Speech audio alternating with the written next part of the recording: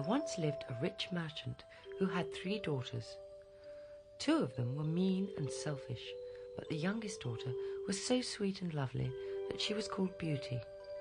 Naturally, the father loved all his daughters, but he loved the kind Beauty most of all. Now one day the merchant went on a journey to the big city, and before he left, he asked the girls what presents they would like him to bring back for them. The 2 eldest daughters demanded gold bracelets and diamond rings. But when he asked Beauty what she would like, she threw her arms around his neck and cried, "Just bring yourself home safe and sound, father." "But I want to bring you a present, dear," he said. "There must be something you would like."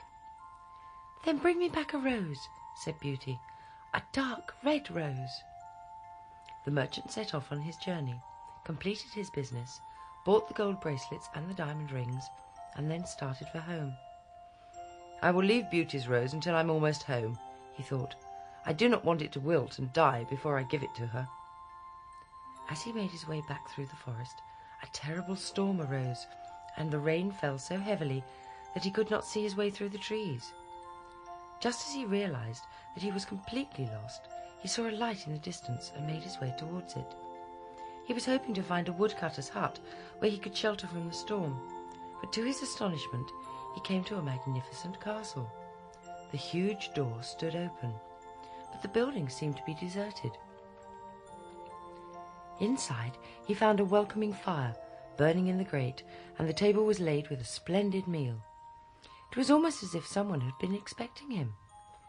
The merchant ate a hearty supper, then found a comfortable bed and fell fast asleep. He awoke the next morning and wandered into the castle gardens, where he found himself surrounded by beautiful rose bushes. "Ah, Beauty's rose!" he cried delightedly, and choosing the deepest, most fragrant red rose, he took a knife from his pocket, knelt down, and cut off a single bloom. All at once he heard a terrible scream of rage.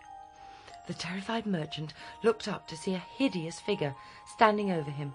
It had the body of a man, but the face of an ugly beast. "You ungrateful man!" cried the beast. "I fed you and gave you shelter for the night, and you repay me by stealing my flowers." "Forgive me, please," cried the poor merchant. "I am grateful for your kindness to me. I only wanted a single rose for my daughter." He pleaded with the beast, and at last the beast agreed to forgive him on one condition. "I am lonely here," he told the merchant. "You must promise to bring me back the first living thing you see when you return home." The merchant was so frightened that he agreed to do as the beast asked, and the beast then allowed him to continue on his journey. "I expect one of the dogs will come bounding to meet me," he thought. "They always do." But as he turned the corner, who should come running up the lane but his dear Beauty? She went to kiss him and was horrified to see he was crying. When her father explained what had happened, Beauty agreed to go and stay with the beast. "For he cannot be so terrible if he was kind to you," she said. "He is lonely, and I'm sure he means me no harm." The merchant tried all in his power to stop her, but Beauty would not listen, and made her father take her to the beast's castle.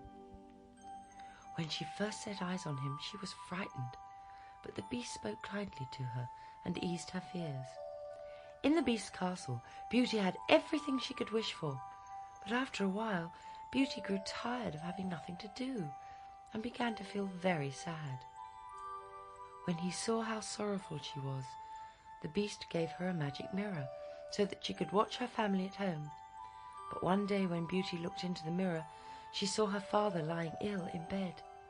"Please let me go to him," she pleaded with the beast. The beast sighed and said, "Very well, you may visit your father, but promise me that you will return as soon as he is better, for I do not think I can live without you now." Beauty's father was so pleased to see her safe and well that he soon recovered, but Beauty forgot her promise to the beast. Days turned into weeks, and still Beauty remained at home. Then one morning she happened to glance into her magic mirror. She saw the beast lying on the ground as if dead. "Oh, how cruel I have been!" cried the tender-hearted Beauty. "I must return at once." Sample complete. Ready to continue?